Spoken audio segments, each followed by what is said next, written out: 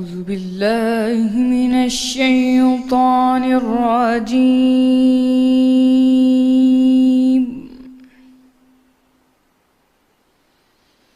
بسم الله الرحمن الرحيم.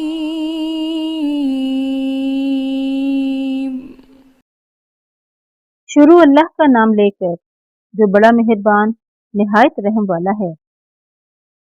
لوگوں کا حساب یعنی اعمال کا وقت نزدیک آ پہنچا ہے اور وہ غفلت میں پڑے اس سے منہ پھیر رہے ہیں۔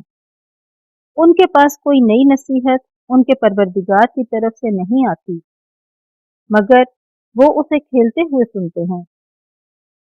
ان کے دل غفلت میں پڑے ہوئے ہیں اور ظالم لوگ آپس میں چپکے چپکے باتیں کرتے ہیں کہ یہ شخص کچھ بھی نہیں مگر تمہارے جیسا آدمی ہے، تو تم آنکھوں دیکھتے جادو کی لپیٹ میں کیوں آتے ہو؟ پیغمبر نے کہا کہ جو بات آسمان اور زمین میں کہی جاتی ہے میرا پروردگار اسے جانتا ہے اور وہ سننے والا اور جاننے والا ہے۔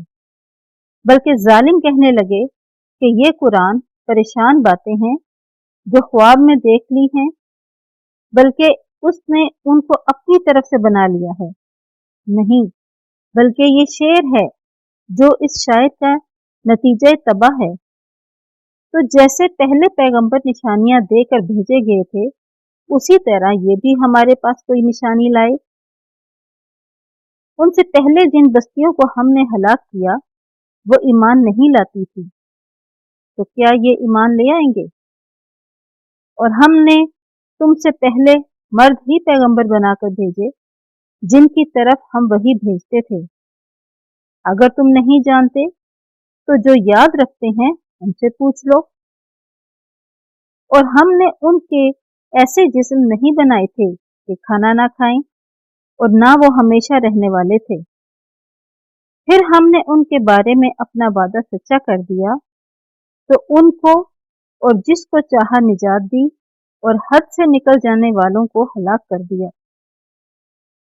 ہم نے تمہاری طرف ایسی کتاب نازل کی ہے جس میں تمہارا تذکرہ ہے، کیا تم نہیں سمجھتے؟ صدق اللہ